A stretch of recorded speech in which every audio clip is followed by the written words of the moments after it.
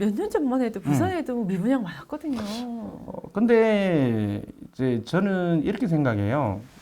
지금은 과도기인 것 같아요. 지금 이제 막 이렇게 활성화돼서 이렇게 난리를 치지만 어떤 식으로든지 몇 년 후에 또 시장이 하락기에 들어가면서 또 괴로운 상황들이 벌어질 수 있어요. 또 그럴 수 다시 있죠. 아무리 사라 하도 사지 않는 미분양이 나오는 시장들이 올 겁니다. 올 거예요. 언제요? 그거는 뭐 지금 단적으로 언제나라고 이야기할 수는 없고요. 집값을 떨어뜨리려면 두 가지가, 집값이 떨어지는 거는 역사적으로 두 가지가 딱 팩트예요. 뭐냐면 대규모의 공급 물량이에요. 수요에 비해서 공급이 굉장히 많으면 그 집값은 조정이 받을 수밖에 없어요. 그런데 지금은 물리적으로도 공급을 하지 않고요. 네. 그 다음에 이제 유통물량이라고 그래요. 네. 사람들이 가지고 있는 것도 내놓지를 않아요. 않는 게 아니라 못해요.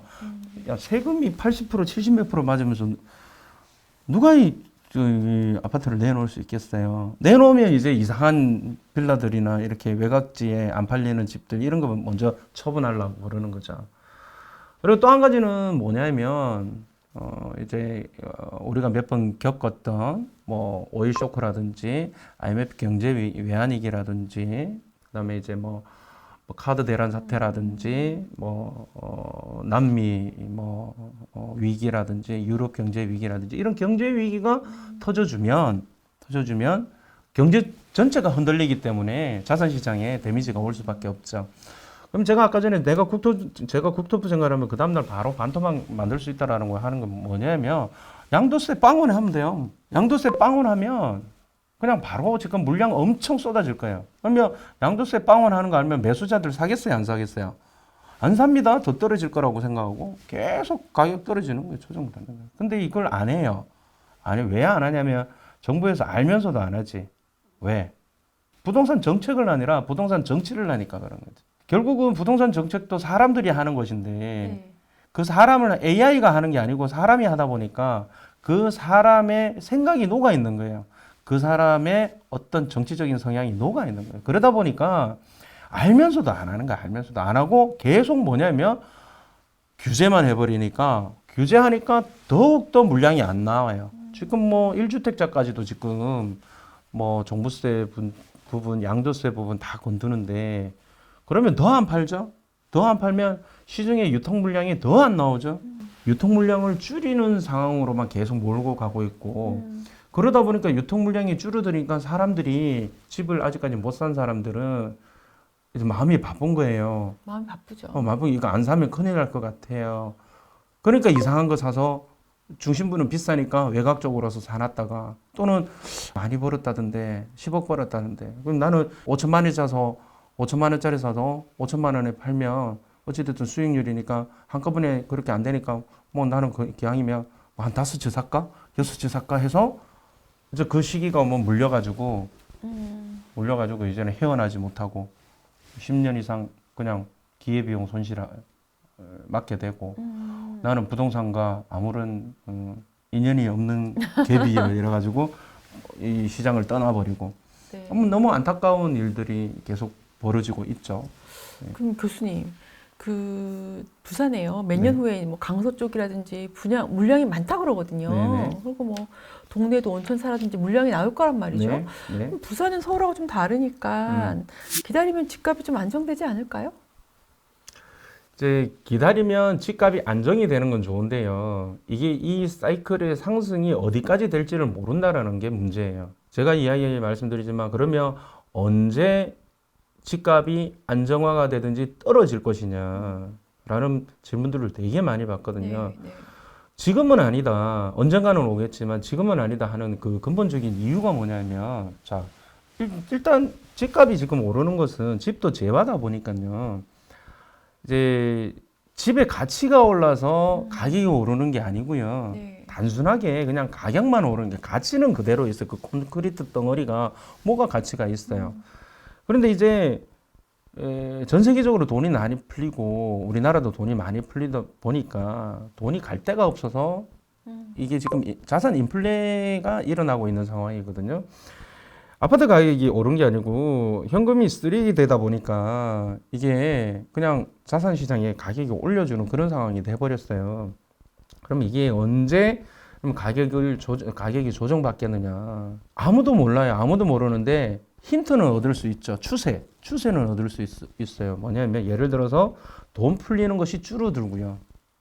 돈을 푸는 것을 줄어들게 하려면 시중에 있는 돈을 잡아 당겨야 된단 말이죠. 네. 그러면 시중에 있는 돈을 잡아 당기는 것은 결과적으로 뭐다? 금리를 올리는 게 한 가지 방법이고요. 이제 양적 완화를 했던 자산을 사뒀던 걸 갖다가 다시 시장에다가 풀고 현금을 잡아 당긴다든지 그렇게 해야 된답니다. 그럼 미국도 마찬가지고 한국도 마찬가지고. 근데 그런 시그널이 지금 없어요. 제니 옐런이 뭐 며칠 전에 구두 개업을 했지만 그는 지금 그냥 립 서비스고요. 재무장관은 원래 페드에 어쩌고 저쩌고 말을 못 하게 돼 있어요. 대통령도 이야기 못 하는데. 근데 이제 그냥 뭐 조심하자 뭐 이런 차원에서 이제 립 서비스 한 것 같고요. 근데 실제적으로는 돈을 더 풀고 있는 상황이고 바이든 정부도 돈을 엄청나게 우리가 생각하지 못했던 돈을 풀고 있고요. 지금 우리나라도 내년에 슈퍼 예산이죠. 뭐 그런 상황이고 엄청나게 지금 돈을 풀고 있는 상황이라서 수도꼭지에 물을 틀어놓고 지금 손으로 받치는 상황이다 말이죠.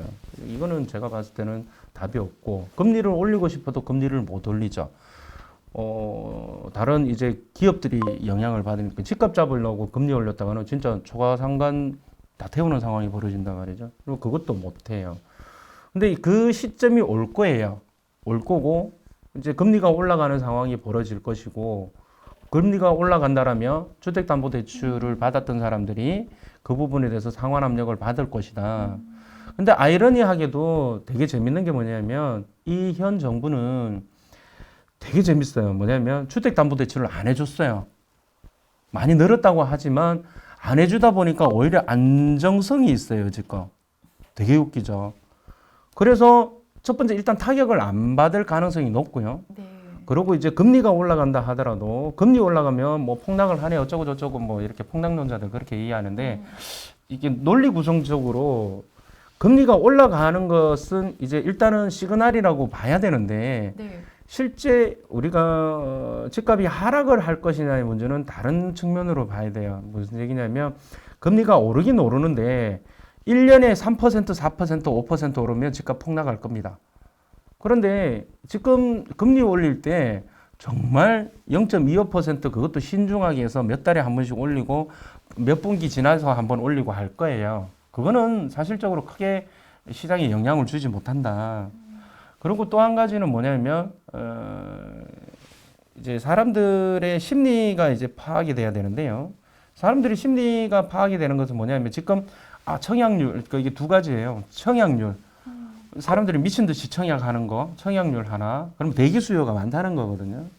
그다음에 이제 미분양 되는 거, 미분양이 되었던 것들이 감소되고 있는지를 체크해 봐야 돼요. 반대로 하락이 되려면 미분양률이 늘어나야 되거든요. 네. 근데 그런 조짐이 지금 하나도 없어요. 그렇죠. 그리고 또 한 가지 마지막으로 최종적으로 금리가 어찌됐든 0.25가 오르든 1%가 오르든 올랐다고 칩시다. 올랐을 때에 여기에 금리로 인해서 타격받는 사람들이 있어야 되잖아요.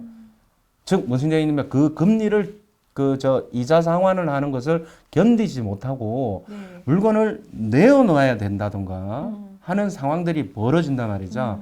근데 그게 아니고 그게 이제 바로미터가 뭐냐면 연체율이에요. 주택담보 연체율. 주택담보 연체율이 어떻게 추이가 어떻게 되는지를 봐야 되는데 네. 리먼 사태가 터진다든지 뭐 이런 외환위기 터졌을 때도 마찬가지고 나타나는 전저 현상이 뭐냐면 주택담보 연체율이 굉장히 치솟았다는 거죠. 근데 지금 그 조사해 보면요 주택담보 연체율이 없어요. 거의 0.01 뭐 0.02 이러기 때문에 그러면 단순하게 금리를 일단 순서가 시퀀스가 그래요.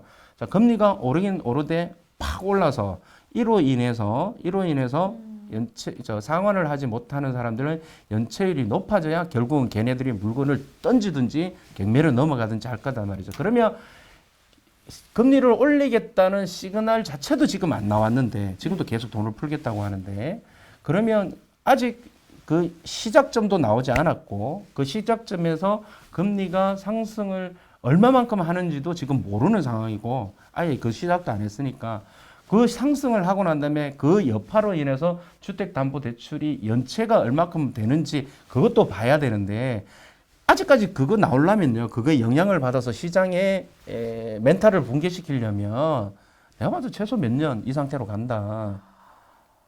제가 무조건 집값이 오른다라고 지금 이야기하는 게 아니잖아요. 무조건 오른다 그러면 그거는 사기꾼이지. 저는 시장론자예요. 오를 수도 있고 떨어질 수도 있고 팩트를 이야기하고 싶어요.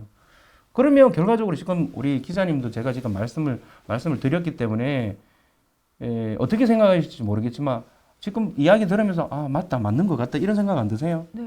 아무 신호가 없어요 지금. 돈만 벌고 있어요. 그러니까 집값이 계속 올라갈 개연성이 크다라고 보는 거죠. 오늘 또 말씀을 차곡차곡 들어보니까 아직도 그 추세라는 거, 추세는- 상승 추세에 영향을 줄 만한 변곡점을 만들 만한 그런 아무것도 안 나옵니다 지금. 사인은 지금 전 세계적으로도 그렇고 국내적으로도 맞습니다. 그렇고 없다는 말씀이십니다. 여러분께서 한번 잘 판단해 보시고 또 여러분이 가지고 계신 자료가 있다든지 하면 검토해서 우리 실수요자나 신혼부부들은 좀 피해가 없으셨으면 좋겠다는 생각이고요. 또 그러기 위해서 제가 또 교수님을 자주 모시고 오늘처럼 아주 재미있는 특강을 듣고 또 굉장히 도움이 되는 특강을 마련하도록 하겠습니다. 교수님 오늘도 이렇게 귀한 시간 내서 와주셔서 감사하고요. 다음에도 와주실 거죠? 예, 당연히. 네, 지금까지 시청해 주셔서 감사합니다. 네, 감사합니다.